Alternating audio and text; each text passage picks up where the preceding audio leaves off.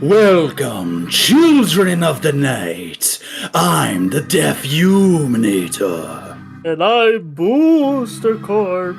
And this spookin' Toku, we're going to be discussing getting closer to the grave, the terrifying advance of the Todd Father, and the horrors of blatant advertising.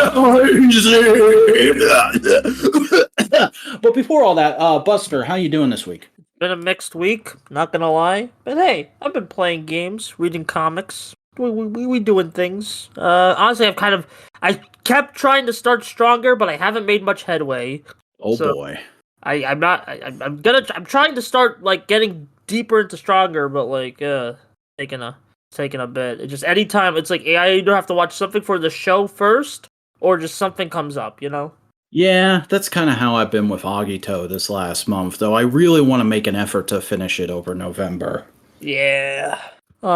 Yeah, I think that's all that we've been cooking. Yeah, I mean it's been an okay week in my side of the world. Nothing too crazy. Obviously we did that stream on Saturday, which if you haven't listened to it, definitely go check out myself and Buster tier listing every season of the show we decided not to talk about on this podcast a while ago. It was a pretty good time despite some scheduling snafus. Yeah, I'm sorry about that. Well, don't worry, because it still ended up being the only live stream I've ever done that's like significantly growing in views after it's become a VOD. Man, you're never escaping the Megaforce allocation. I really am not, but I put it in the thumbnail because I knew it would get people to come to that one. And hey, we had an active chat for most of the stream, so I was very thankful for that, and I was very thankful for the opportunity to advertise this show. You know, it's been a couple days since then, just trying to get stuff done. Already got this week's video shot. Had a decent day at work today. By the time folks are listening to this, I'll have my paycheck for the month, and I'll be paying bills and getting ready to go out and get my groceries and pick up the Supergirl one-shot that drops tomorrow. So it's an okay time to be back. Yeah. But yeah, it's not the greatest time to be Buster, but we living. Yeah. We live, we learn, we get through it. And a great way to help us get through it is to support the Modular media channel that this podcast is released on. So if you're listening on YouTube right now, please do us a big favor. Give us a like, comment down below with some of your thoughts on things happening this week in Tokusatsu. Subscribe and enable notifications so that you know whenever we release a new episode or a new episode of any of our other shows here, like Saturday Morning Panels, the once monthly G.I. Joe and Transformers podcast I do with Snow Cone, or the No Prize podcast, the weekly live podcast myself and Boingo do about Marvel and general comics, or Modular Components, our hang around, shoot the shit, have guests on, and talk about whatever flagship show that I don't know, sometimes it's good, sometimes it's 2 hours truncated into an hour. You never know what you're going to get. It's like a game of Russian roulette. Much or like... a box of chocolates. Yes. Yeah, that's the PG version, is it's a box of chocolates. I was just thinking that because, you know, Halloween, candy, sweets. Hey, yeah. Hey, do you get trick-or-treaters in your area? Yes. Oh, nice. I've never lived in an area that gets a lot of trick-or-treaters. It's either like you'll get one or two or nothing. So I did go ahead and buy some candy this year, but I really doubt we're going to end up giving them all out. But what I am going to give out is plenty of Tokusatsu news. And starting off this week, we're going to be talking about something that dropped like right after the last episode came out, I want to say, which is a line of Kamen Rider action figures that transform into their belts. And by transform, I mean they're like wearing a shell of their belt that they can kind of hide under. The engineering on these things isn't really that complex looking, which a lot of people have kind of gotten up in arms about, but I'm also like, this isn't the Hasbro Transformers team. This isn't like a third party company. What are you expecting from Bandai? And I mean, they look pretty decent for what they are. Like, all the details of both modes are there, and there's some decent articulation to the figures. So I think these things look pretty neat. I'm just unclear on what the heck they are, because I haven't seen a translated name for them anywhere. I haven't seen pre-orders and pricing for them anywhere. All we have are these leaked, like, catalog pictures of them and a stop-motion commercial. That's admittedly really cool, but I'm just like, what is going on here? This idea is always not going to be the greatest ever, but it's a fun one, and I think it looks best for what it could. Because the reason I think these are designs not meant to be in this way, like the belt and Kamen Rider forms aren't meant to be one, so it's of course going to look a bit chunk. But for what it is, I think it looks fine. Yeah, it's not something I'm going to be actively seeking out anytime soon. Like, if they did a wizard, I might just, like, buy that if I found it at a convention or something.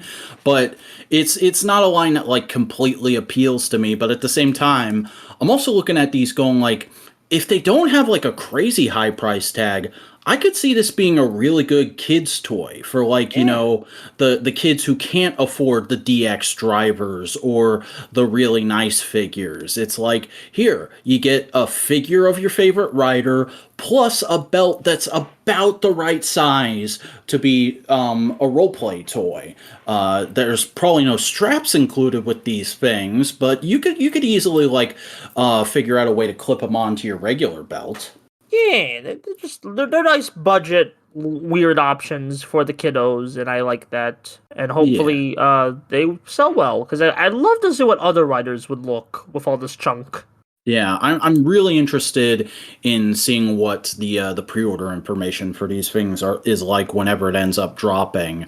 And I don't know if we even said, because we were just kind of talking about the concept so much. The first three figures in this line are Kuga, 01, and Geats, which is kind of a predictable selection, but it's not the worst one. I'm just surprised they didn't do Ichigo, because it's usually Ichigo, Kuga, 01, or Ichigo, Kuga, and the current one. So Yeah, no Gotchard yet. That's interesting. yeah, it seems like this has been in development for a while. So and Gotchard's belt's already going to be kind of a hard one to do because it's a brick. Mm-hmm. So Well, that would almost make it easier with how these are transforming. True. Next thing. But yeah, that's pretty much all there is to say about those. And we're moving on to something that I think is much more our speed, which is that Good Smile Company has announced that their next FigZero release is going to be Lightning Superhuman Gridman. Yeah. For those of you who are unaware of this line, because I think we've only ever talked about it once before when they did MMPR figures, and that was a few years ago. These are 1/6 scale or 12-inch, basically Hot Toy size figures that are very much like Hot Toys. It's an articulated body with a cloth bodysuit over top of it, and it comes with a few hand options and all the appropriate accessories. And man, I don't collect this scale, but this is super tempting because it just looks right out of the show. Yeah, this might be the best looking Gridman you can get. Mm-hmm. The only drawback is because of the scale and because of the special manufacturing that has to go into making a figure like this. This is on the higher end price tag spectrum. I saw it go up for pre-order on BBTS the other day, and they were asking $170 for it. Ooh, I mean that's not as bad as I thought. So yeah, like a Hot Toys would be $280. So. It's a fair price for something like this, especially because it's an import, but it's a price I don't think I'll be paying anytime soon, even though I do think this looks really cool. Same. Speak of the opposite of the things that are fine. Yeah. That was your clumsiest transition yet. Congratulations. Hey.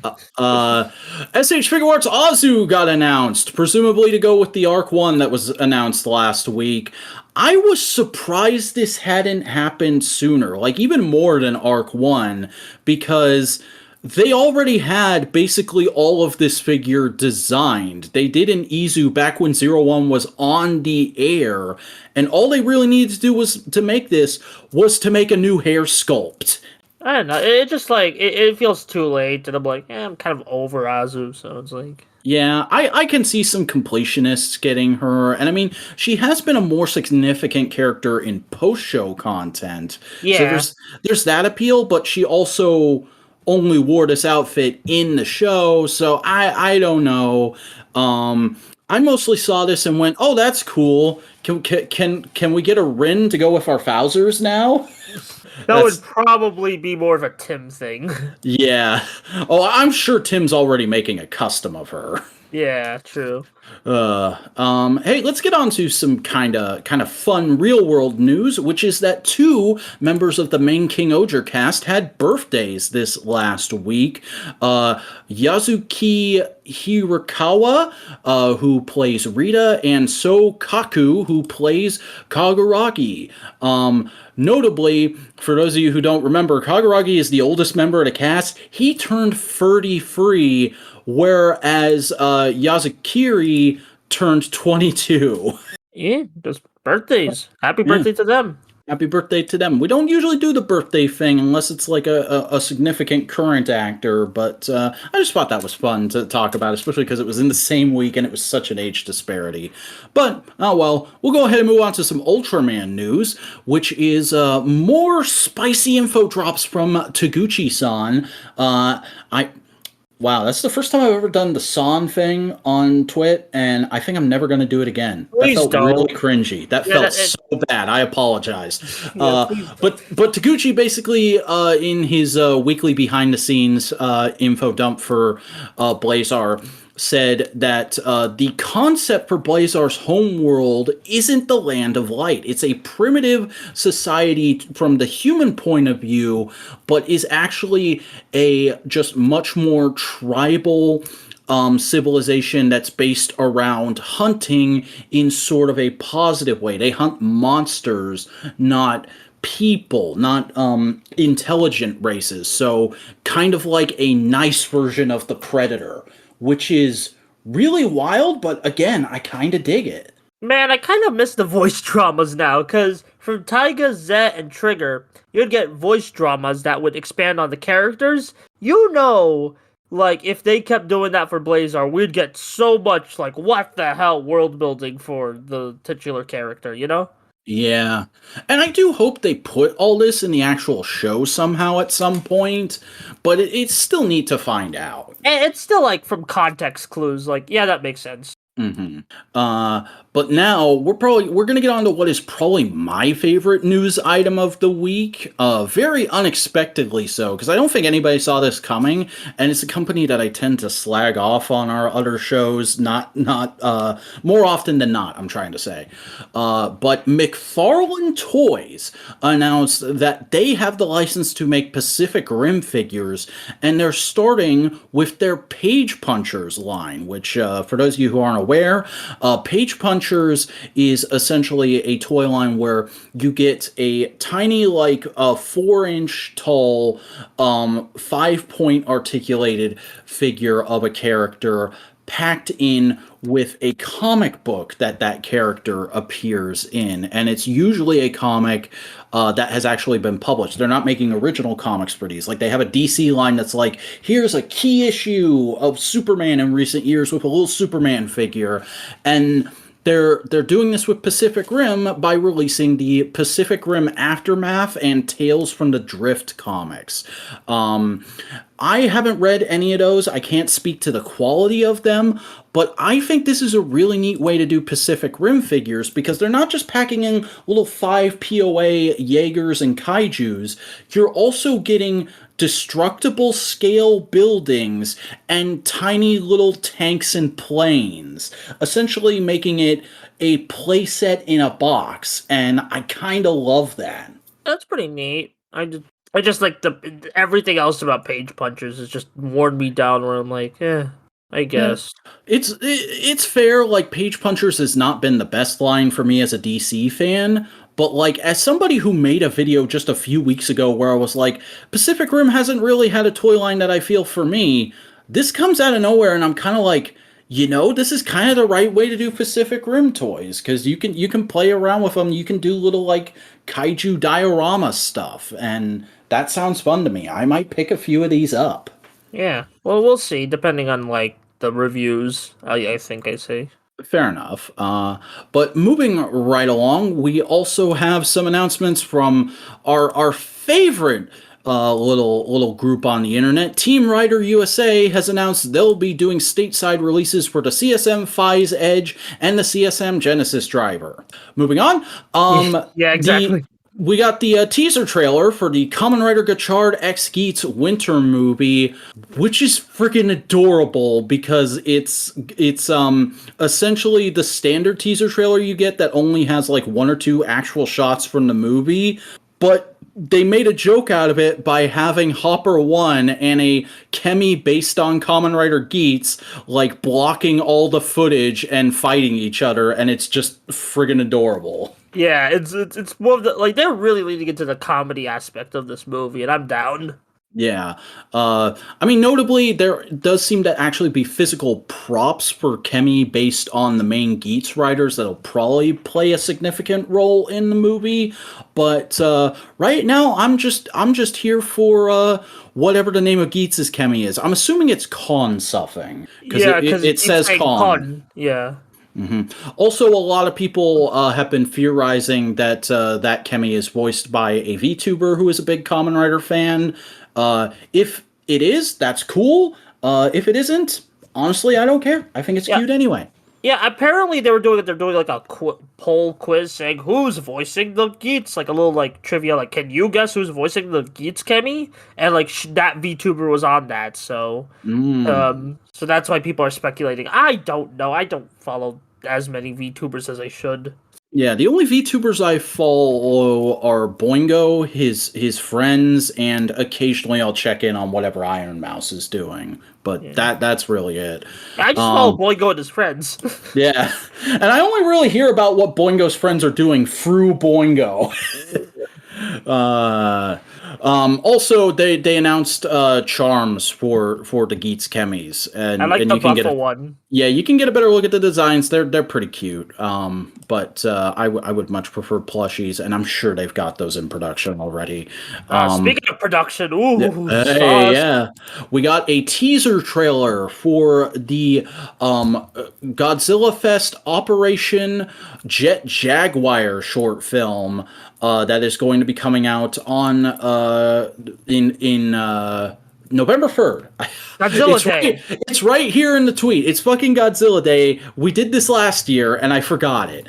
I really like how this looks. The way they shot Jet Jaguar just makes it look so much more badass than that character ever has in anything. And he's got more mobility. Yeah, and they didn't even really change the design. It's still the same goofy 70s color scheme. It's just they made it a fight at night, and they made his eyes glow really brightly. And he also just moves more regularly. It kind of reminds me of when, like, Showa Ultraman would come back for Galaxy fights, or, like, new episodes. Oh, yeah. It's got that Sakamoto sauce. Yeah. That's more just, like, seeing old characters and with modern choreography. So it's but he's the guy who kind of popularized that, is what I'm saying. Yeah, that's fair. I just don't want to attribute it all to one person, you know? Oh, yeah. The only, like, small critique I could have to this is, yes, they're still using the same Godzilla suit that was a promotional suit in 2004 that they've been using for all these shorts, and it's starting to look a bit wore out, but, like, I wouldn't expect them to make a whole new suit just for one of these short films. Yeah, it still looks good. Yeah.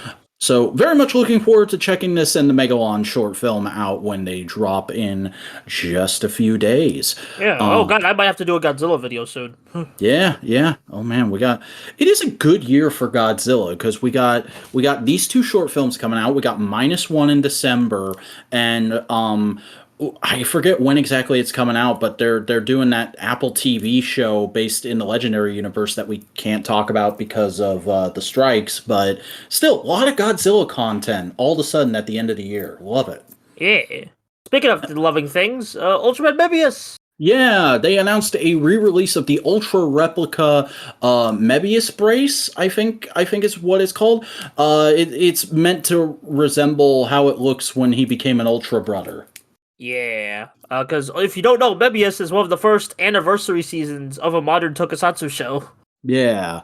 I don't know much about Mebius, but I know people like him, so it's cool to see his merch being made more available. Yeah, between this and the SH figure art, it seems like he's slowly climbing back up there in terms of availability of merch. Yeah, it's a solid year for Mebius because you got those two things popping off. Maybe he'll appear in like a Galaxy fight or something. He already did. See, this is how little I know about Ultraman. I'm like, maybe they'll use that guy. Oh yeah, that's right, they used that guy. I was there. I saw them use that guy. I just don't remember because I don't have a lot of attachment to that guy yet. I will watch his show one day.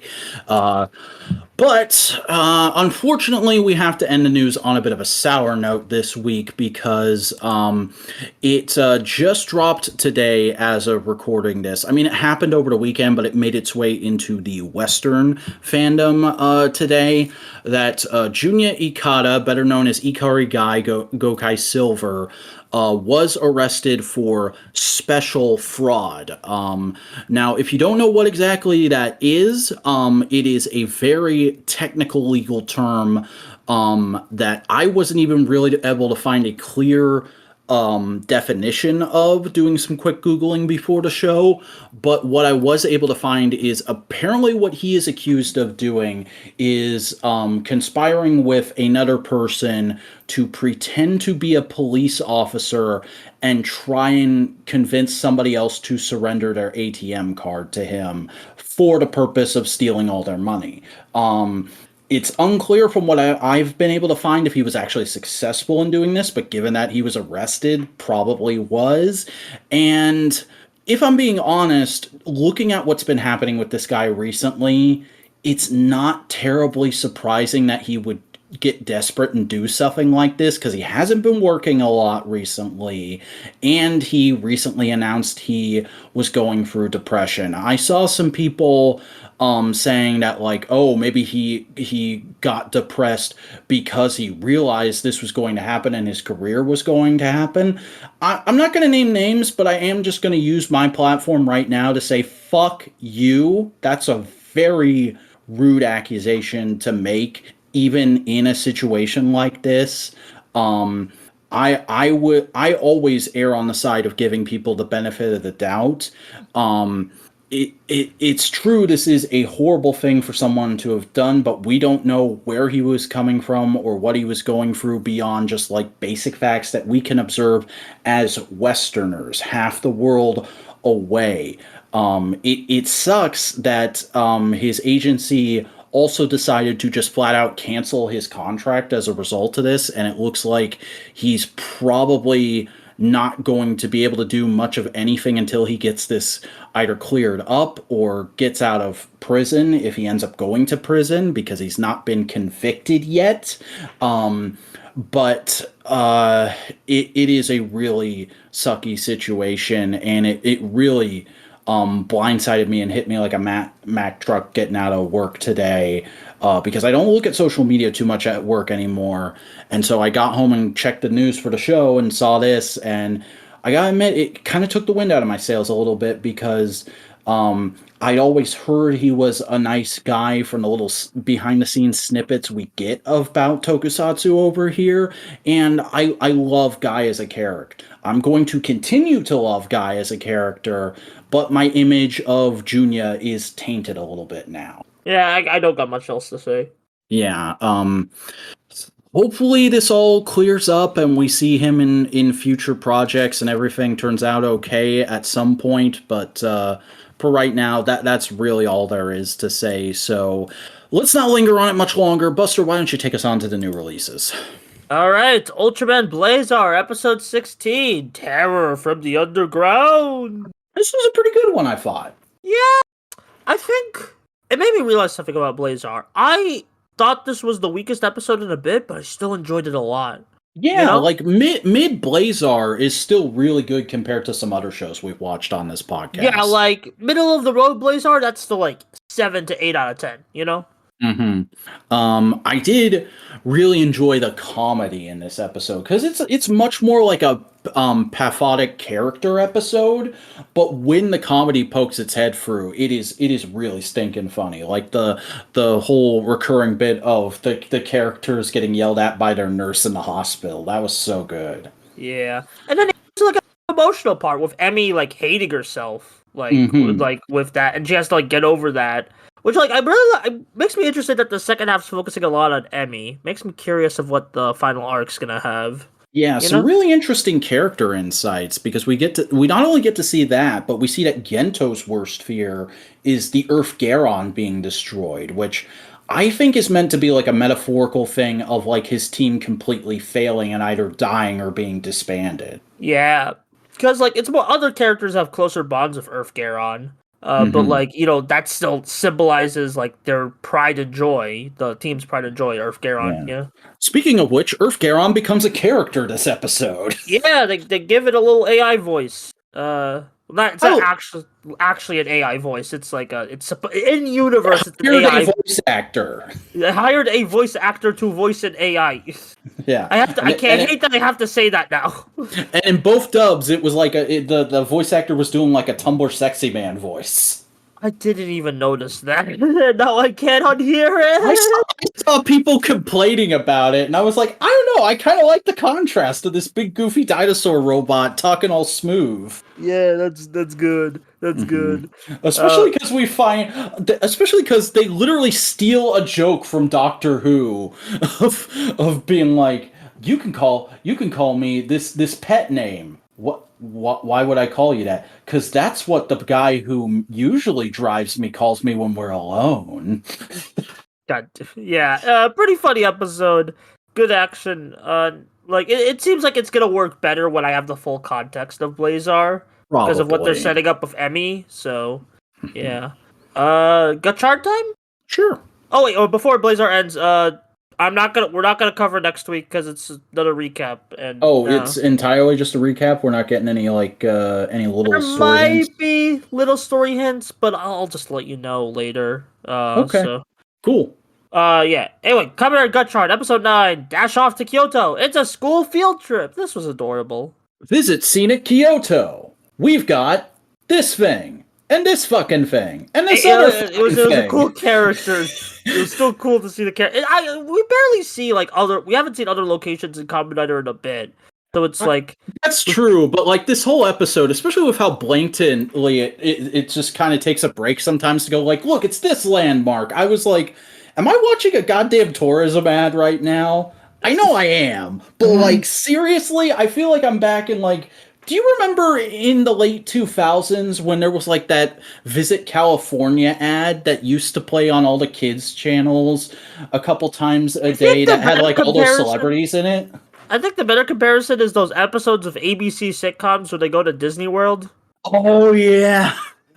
yeah, because they do spend a lot of time in that Toei theme park, just like going, look, there's this attraction. Look, there's this attraction. Honestly, the thing that caught me more blindsided was the little Ultraman nod when Gotchard goes big. He does the little Ultraman. Yeah, that was so crazy because like. I don't think anyone told us about that before the episode aired. No, I think there might have been one shot of it in the next time preview, but it didn't like jump out to me. And then it happens in the episode, and I'm like, this is really cool. But does this also mean that like Minato now has to spend the entire rest of the trip going around erasing people's memories of this fight? We'll see, because this is a two-parter, so we'll see. I do want to just say, because I saw people going around going like, oh, big robot in a Japanese thing. That's a Gundam homage. Look at the design cues on that fucking robot. That is a fucking Brave homage. Yeah, it's very Super Robot as opposed to Gundam, because there's a clear difference. Yeah, also the wings, that's Getter. The wings are Getter, but also I saw them, and I'm like, those are straight up Deathsaurus's wings from Transformers Victory. which is like very Brave inspired. But like, Well, the later Transformer, it's a weird thing to to explain. It's a bit complicated, but I'll just simplify it to when Takara went off on their own at the end of G1 and started making Transformers animes. When Transformers as a brand died, the TV channel those animes were airing on was like, "Hey, these shows did really good for us. Can you just keep making robot toys and making so we can make an anime based off of them?" And that's how Brave started. nice, yeah. Yeah. And honestly, like for a big CGI Fricka form, this is like the best one ever. Like, Mm-hmm. like that's not saying much, but like this was like surprisingly, it's well designed. It's And got detail to it. It moves realistically. yeah, it makes me think they might have got a mocap actor for that because of how it moves. But like, yeah, it's probably if they have to do it. Like Toei is improving their craft in terms of computer graphics, so yeah, good for them. Also, I like the little rivalry they set up. It's a little clunky how they started that scene, but I like the whole scene where they set up a rivalry between Valvard and one of the sisters. Yeah, Abyssal Sisters. Yeah. Yeah, I mean they've already kind of been sowing the seeds for that, but like, yeah, it's the Valvard is gonna have some beef, or already has beef. So yeah. Mm-hmm. Also, we basically talked about everything else in the episode besides the main plot, and I will just like it didn't do a lot for me, but I'm glad we're finally doing something else with best friend guy besides just UFOs and kaiju. Oh, I'm a nerd. Ugh. Yeah, and I'm just glad we're like, man, supporting characters. It's been so long since like we've seen like a focus episode on a non-writer or monster character, you know? Yeah, like we actually it's a solidly written plot. It's not one that like blows me away, but it's a decent little plot of the week that puts this character to use. It's cute. Really my only problem with this episode is it's a little contrived that Ichinose just leaves all the chemis at home because it's a school field trip. Like I don't even really think that's that much of a thing. And he could have just checked with Minato like hey, should I leave the chemis at home because it's a school field trip? And Minato would probably have been like, fuck no, you never know when there's going to be amalgam. Yeah, I think he's just he's a clumsy guy and he's still thinking like it's regular school, you know? Yeah. That was the other thing. When this episode started, I was like, oh yeah, that's right, he's still in regular school because we haven't seen him in that classroom since the first episode. Yeah. Well, like, hey, he's in like he's doing two classes at once. He's mostly been in the other class. Yeah. So, also, Outsiders got subs, so we're just gonna talk about that now. Yeah, the final episode of Outsiders. Season 1, because there's gonna be more episodes later. Yeah. Yeah, this didn't really feel like a finale anyway, but anyway, episode 4, the timelines got away, and Zane's true identity. Even though we found out Zane's true identity at the end of the last episode, what? I was just about to say. Yeah, this just feels like another clunky ass, we have these characters, so I guess we'll do something with them episode of Outsiders. This might be the most contrived one yet, honestly. Yeah, and still also fun. it's the cheapest looking one, because like the first half of this episode is just them wandering around Toei's boiler room. Yeah, it's like just hey, they probably filmed this in episode 3 at the same time with like, those locations, and yet it took 2 months to fucking come out. What?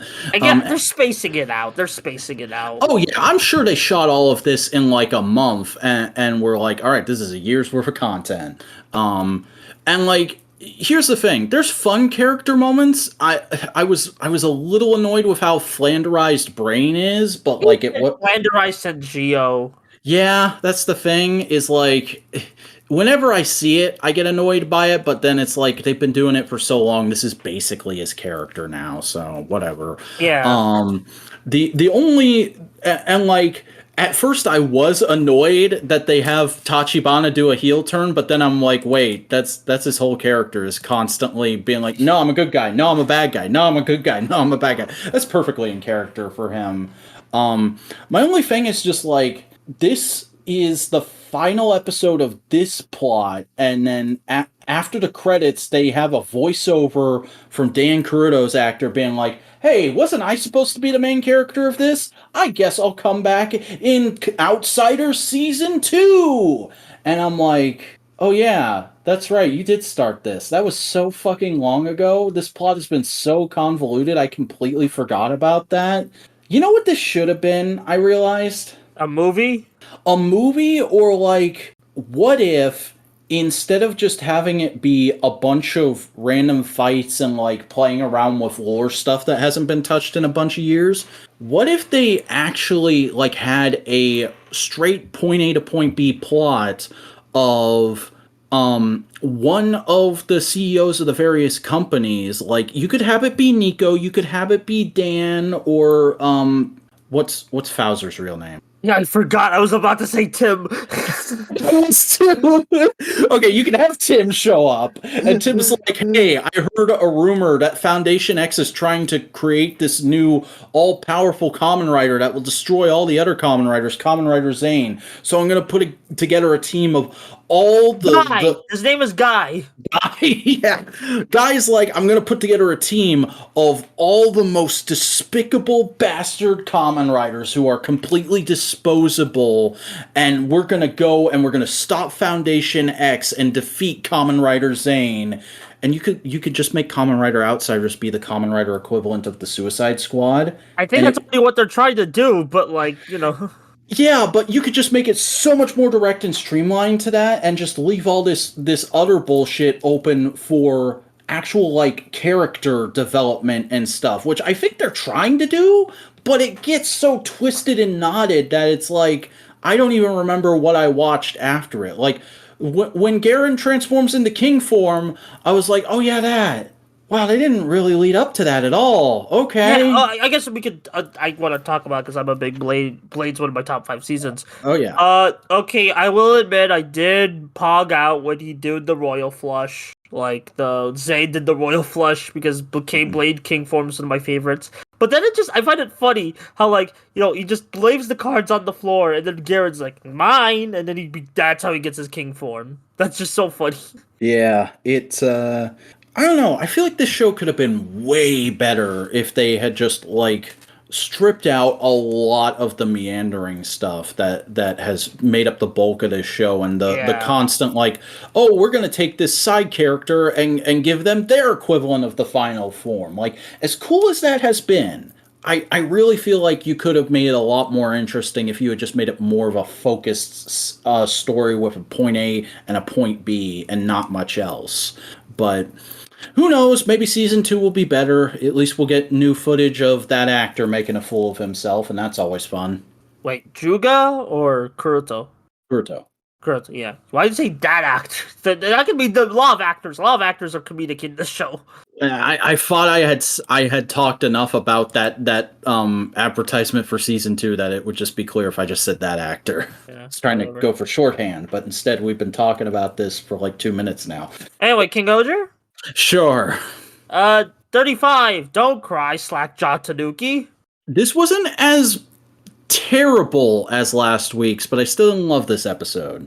Yeah, I like a lot about it, but I don't love it, if that makes sense. Like, it's a 7 out of 10. There's some neat ideas going on here. Like, I like getting to see, like, how, I almost said Kaguragi, frickin' Yama. I like seeing how Yama's gang got formed, though I did laugh at how just, like, hilariously cheap all the flashback sets were. Like, first, they're clearly just filming in a junkyard, and then there's, like, a destroyed alley set where, like, in some of the shots you can just see somebody's yard in the background. I did not notice, but, like, okay. Yeah, but the fact that they focus so much on the relationship between him and his retainer, and they try to make you buy his retainer as like a tough street punk who was trying to bully him originally, and then he just flips on a dime and becomes a simp for him, it didn't work for me. It kind of fell flat. I don't know. I thought the flashbacks were cute. Also, an entire kingdom's computer system being run off of one, like, cobbled together laptop. I'm sorry, my suspension of belief will not go that far. I could buy it because, like, okay, it's already, like, junkyards, and, like, Yanma was formed, like, from the lowest bottom, so...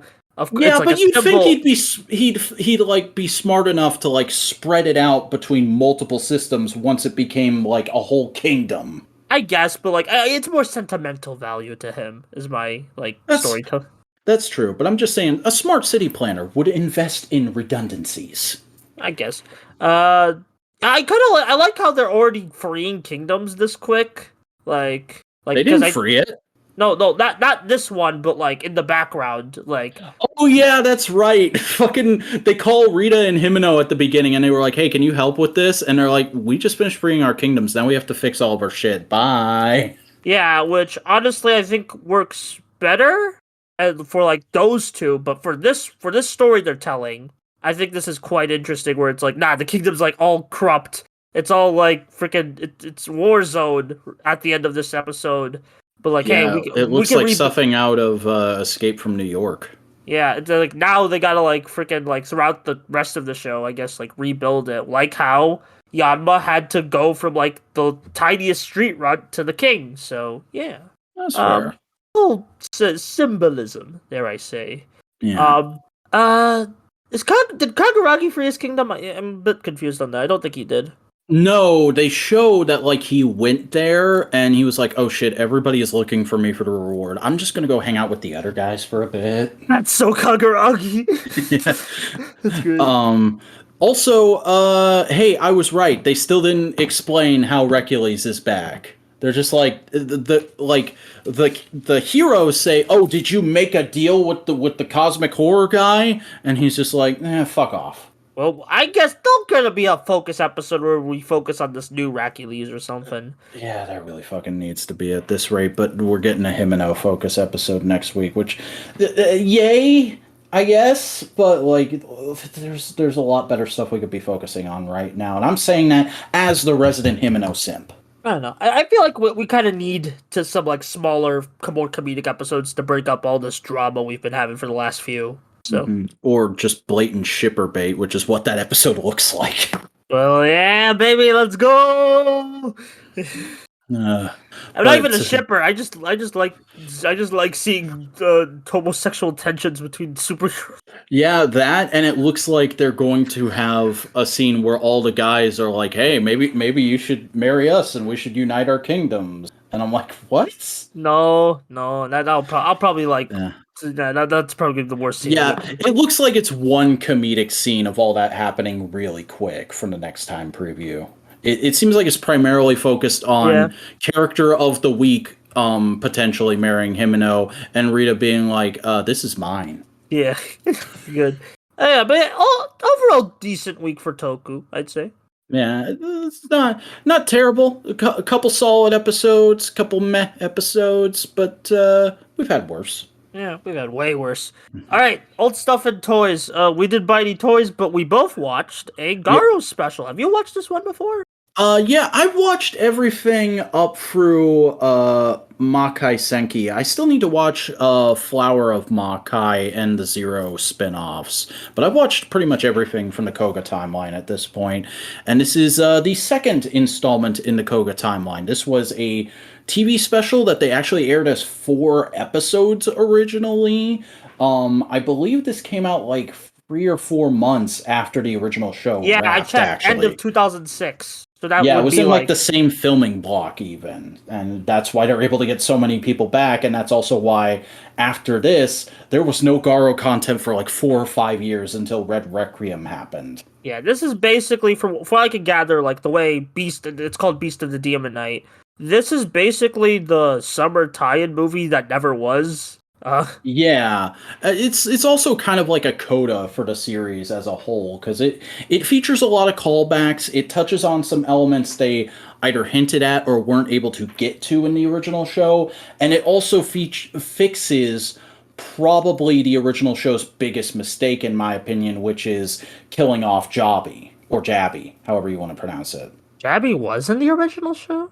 Yeah, there's like a whole thing in the final arc of like Koga going like, "Oh yeah, I have this childhood friend who was training to be a Makai priest," and like they play it like she might be a romantic rival to Kaoru for a little bit, and then like right when her and Koga meet up again, she's killed by horrors and that happens to be tied into the overarching villain plot of that season. Was that Makai Senki or? No, that's in the 2005 show, dude. Okay. It's been a while. Okay, but yeah, good. I really like this special. Lots of good action. Like, Yeah. still high tier stuff. And the effects for the most part hold up. There's only like one scene where I was like, "Ooh, this is kind of rough," and that's I watched the Blu-ray, and I will say there's a lot of green screen noticeability on Oh yeah, this is very early TV tokusatsu green screen, but it's not like terrible. Like it's not terrible. It's tolerable. Like yeah, it's on the border of like perfectly fine and acceptable, and like the kind of thing you'd see in a best of the worst movie. But it's on the good side of that border, I'd say. yeah, Except for the one scene during the big prolonged final fight where they're like running sideways through a forest and fighting monsters. That looked a little rough in my opinion. yeah. But there's some. How do you feel about the new Makai Knight they introduced? Subasa's cool. I love his suit. It might be my favorite Garo suit actually. But as a character, it takes a while to get ingratiated to him because he's straight up a dickhead to everybody up until like the third act. Yeah, does he appear in later Garo series? I think he's in a couple episodes of Makai Senki, but I'm not sure. And he definitely had a episode in Retsuden. Yeah, the anthology. Mm-hmm. Yeah. Sorry, I'm very like, despite my tokusatsu knowledge, Garo's like my biggest blind spot, I'd say. I really need to watch more Garo. Well, hey, I just released that video, so we'll see. And like, this was a good. I have the Blu-ray of this, and like the Blu-ray's real good. Not really much like outside of having high quality versions of the special.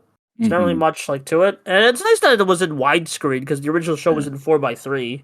Also, we should note, if you're going to go looking for this, if you're going to try and track down the Blu-ray, it'll be titled as Beast of the Demon Knight, but if you're looking for a fan sub on the cat site, it's titled as Beast of the Midnight Sun. Just a weird translation difference there. Yeah, just look up Garo Special, then you'll find it. Actually, I will say, if you know what the cat site is, somebody put out a huge batch torrent of all of Garo a couple weeks ago. Yeah, it's like 400 gigs, but like if you have that space, go for it. Yeah. I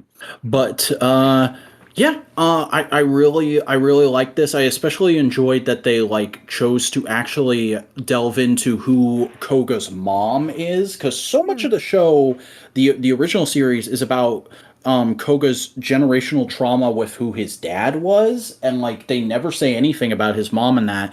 And then like getting that development here and finding out like how little she was in his life was probably a big part of why he is who he is, and seeing him reconcile with that is a really nice next step for his character after where the show leaves off. Yeah, I was also surprised of how much I liked Rin in this special. Yeah, she's a fairly decent child actress, and she had some cute moments. I especially like the bit where she eats pudding.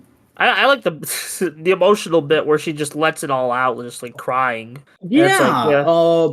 Actually, I remember when I was watching it last night, I went, "Oh, that might actually be the most believable child crying in a tokusatsu I've ever seen." Because usually specific. Well, it happens a fair bit, and usually it's very obvious fake because it's a child actor. They don't know how to pretend to cry yet. Yeah, well, I'm just saying, like, very odd like, scene, like, how do I put that? Just odd way to put it, but, like...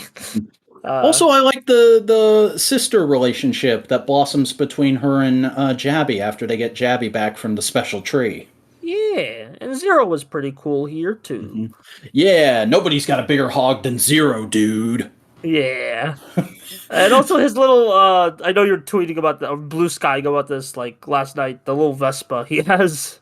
It's not a Vespa, it's a freaking Harley Davidson, and it's not even like a custom-made one that suits his aesthetic, it's just like a white, right-off-the-factory line one, and that's why it's so funny to me. I mean, it just sticks out.